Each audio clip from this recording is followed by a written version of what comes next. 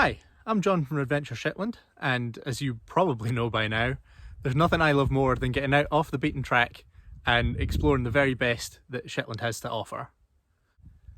Doing that comes with a degree of responsibility though, to ensure that we can all get out and enjoy the outdoors to their full extent without disturbing or inconveniencing anyone or anything who lives and works in that landscape.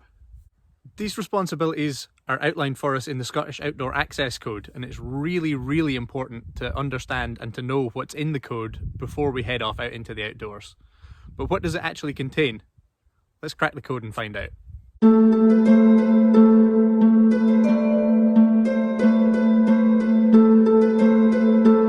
So what is the Scottish Outdoor Access Code? Well, I'll quote from the website directly, and hopefully that'll explain things a bit more.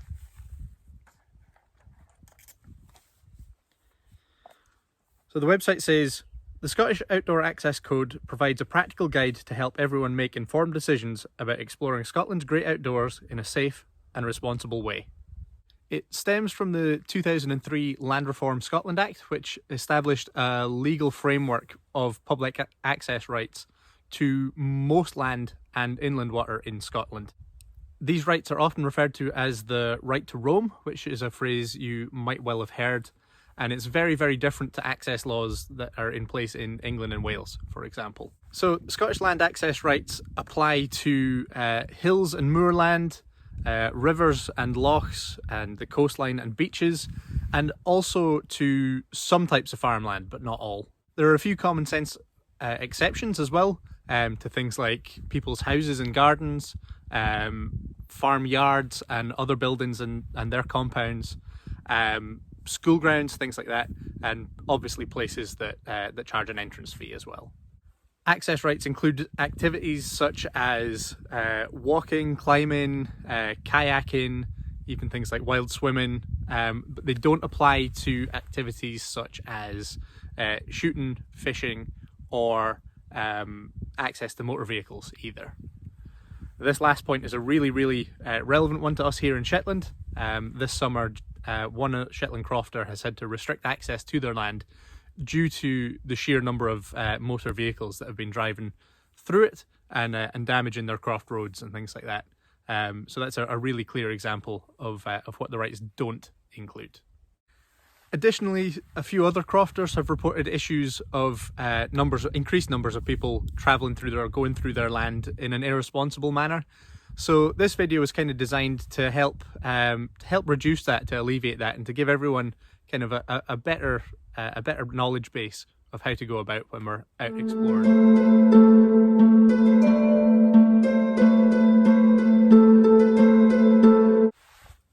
The Scottish Outdoor Access Code has three key principles. 1. Respect the interests of others. 2. Care for the environment. 3. Take responsibility for your own actions.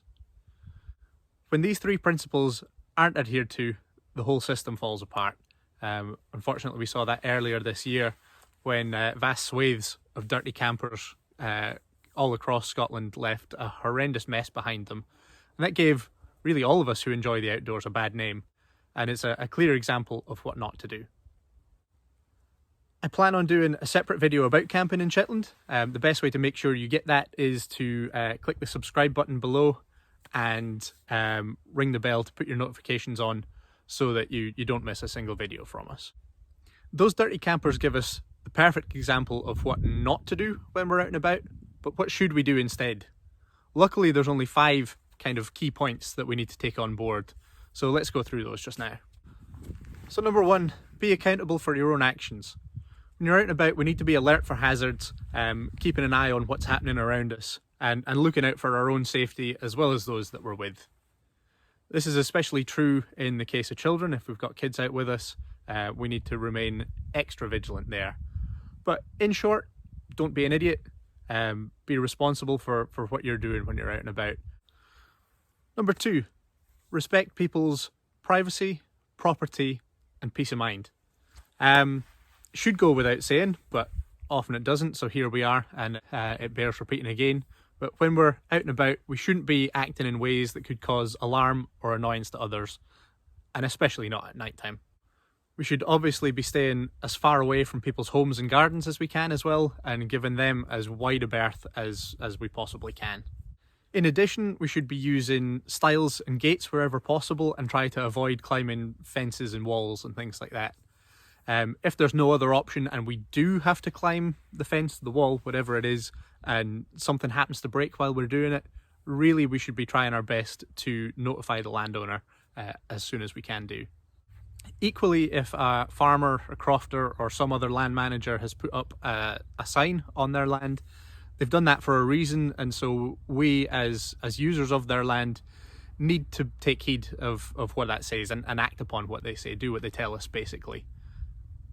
Often that'll be for our own safety, particularly if there are livestock or crops involved. This links quite nicely with point 3, which is help landowners and land managers work safely and effectively. Again, this point is all about respecting those who are living and working in the landscape by following instructions that they give us, whether that's in the form of signs, as we've just mentioned, and again, using gates and stiles rather than climbing over fences or walls and things like that. Again, if we have no other option and we do need to climb a fence, then we should do so close to a post or ideally beside a strainer. And if we have to climb a gate, then we should only ever do that at the hinge end.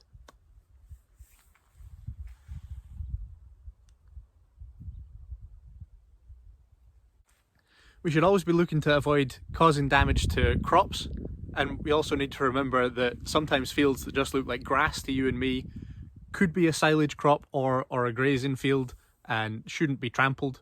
And what we should always be looking to do when we're passing through a field is to stick as close to the fence line, to the edges and the margins of the field as we can. And if we can, walk in single file. It does make a difference.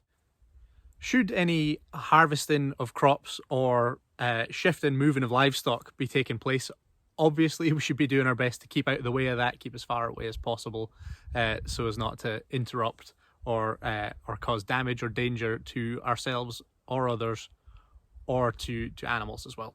It's an offence to disturb or to worry livestock, and so we need to be really, really careful. Animals such as cows, horses, even sheep can be dangerous to people, especially if they have young, so calves, foals or lambs. We need to be especially careful around them and to try and avoid situations where we're encountering them. If it's impossible to avoid going through a field which contains livestock or other animals, then we need to be really, really vigilant. Always keep an eye on them, keep as far away from the animals as possible, and do our best to avoid the situation. I can't stress how important it is to really be mindful of this, and we need to completely avoid it entirely if we have a dog with us, which brings us nicely on to point 4. So yeah, point 4, keep dogs under proper control. We all know that dogs are extremely well-loved pets, and they can be great companions to us while we're heading out and about as well, but we do need to make sure that they're under proper control while we are out exploring.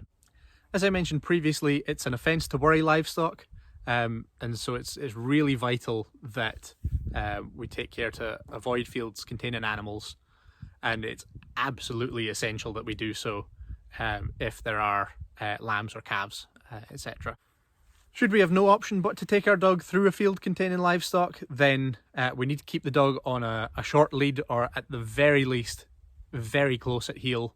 We need to be very, very vigilant of what's going on around us. And if cattle particularly react in an aggressive manner towards our presence, then first thing we should do is keep calm, let go of the lead, and make our way out of the field by the shortest and safest possible route. And remember, in some circumstances, farmers can kill dogs to stop them attacking or worrying their livestock. And the best way to avoid this absolutely awful outcome that nobody wants to happen is to avoid the situation arising in the first place. Additional care needs to be taken during the bird breeding season, which is usually from April to around July here in Shetland and Scotland as a whole. Birds nest on the ground, particularly on the hills and in the moors, so dogs should again be kept on a lead to avoid disturbing them during that nesting period. Dogs should also never be taken into crop fields unless there's no other alternative. Again, if that's the case, we have to take the dog in with us, then again we should be looking to stick to the same restrictions as humans, but on a lead, and stay as close to the fence line as possible, to the margins of the field, and again keeping in single file where we can, or at least close to heel. And finally, again, it should go without saying, but here we are repeating ourselves again, you should always clean up after your dog. Be prepared to take more bags than you think that you'll need, and be prepared to use them to pick up any waste your dog leaves behind. Yeah, you should be prepared to take those bags out with you as well. Nobody likes to come across a discarded or left behind bag of dog poo, so take it out with you, please. And finally, that brings us on to point number 5, which is care for your environment. It'd be wrong to rank any of these 5 points as more or less important than the others, but this one is at least equally important with all of the ones that we've discussed already. We really need to do all that we can to avoid disturbing wildlife when we're out and about, whether that be birds or insects, plants, wild animals, wildflowers, things like that. We should really be avoiding disturbing them where we can. Where possible, we should be looking to stick to paths or established routes at least. Some plant species, particularly here in Shetland, are pretty rare. They're on quite a marginal existence, and also growing on quite thin soils, so we don't want to be promoting heavy footfall in certain areas, and sticking to paths kind of helps to reduce that if we can minimise the area that people are walking on.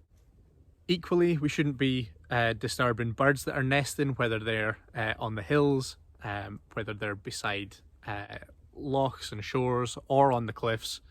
We don't want to be disturbing them. Again, seabirds particularly, but lots and lots of other species are having a really tough time at the moment with numbers declining. We don't want to do anything to exacerbate that problem. It's equally true with other wildlife as well. We'll use the example of otters. It can be really tempting if you see one to try and get as close as you can to get the best view, but it's really important that we kind of stay back a little bit, don't disturb them, enjoy the view that we have, and we don't end up then inadvertently chasing them off. Again, unlike the dirty campers that we mentioned before, I hate having to use them as an example, but here we are. We should always be following the principles of leave no trace wherever we go. Again, it doesn't just apply to camping, but any time that we're out in the outdoors, we should be taking out all our rubbish with us. Anything that we take on the walk should come back out too. And that way we end up leaving the landscape in a pristine condition as we find it, hopefully as we find it, for the next person to come along and do the same. It's really for everyone's benefit that we do this, people and animals and wildlife as well. So there we have it. It might seem like a long list of do's and don'ts, and I hope it doesn't come across as being too preachy. I know I've not always stuck to all those guidelines myself. I'm still learning. We're all still learning, and it's an opportunity for us to get better at being out in nature. These guidelines are absolutely vital for all of us who enjoy being in the outdoors to follow, as they are for everyone's benefit, as I've said several times now. In Shetland and in Scotland as a whole, we are incredibly lucky to have such progressive public access rights. It's a luxury that's not afforded to a lot of the world. It's really important that we stick to our end of the bargain, our end of the deal, and uphold our obligations as well. As I've said over and over, it is really for everyone's benefit, and it is generally a system that works if we all stick to it. And yeah, it's really important that we do know the code before we go. So I've included a link to the Scottish Outdoor Access Code website in the description down there, so you can find it, have a read over before your next outing, get really clued up so that we can all make this world a better place for all of us. I've also included a link to the Adventure Shetland website, adventureshetland.com, where you can keep up with everything that we're up to, and yeah, also to all our social media channels as well, so that you can follow us on a day-to-day basis, and keep up with what's happening here in Shetland, and what I'm up to as we're exploring, as we're heading kind of through autumn and into winter now. Also, don't forget to like and share this video wherever you can. It's really important that we get the word out to as many people as we can. And also subscribe to the channel here on YouTube so that you don't miss out on any of our other videos as they come up. If you'd like to show your support for Adventure Shetland, and by extension myself, in a monetary fashion, you can do so. I've included the links to our merchandise stores down below. The first one has the link to the t-shirts. We've got hoodies, stickers, bags, mugs, all sorts of things on there that you could possibly want. So yeah, if you'd like to support me directly, you can do that. Or furthermore, there's also a link to virtual tours as well. So if you'd like to see a bit of Shetland from wherever you are in the world, you can do so on there. That also provides a little bit of money for us to keep us going. Also on that same link, there is some new headgear. I've got some new neck gaiters and some baseball caps as well in a range of colours. I say range, 2, blue and grey. And yeah, if you're interested in those, you can head on over and have a look. So yeah, the links to both of the merchandise stores are again down below here. I appreciate it's a really tough time for everyone at the moment, and so any money that you do send my way is greatly appreciated. In the meantime, thank you very much for watching. I'm John from Adventure Shetland, and I'll catch you again next time for more Shetland adventures. Cheers.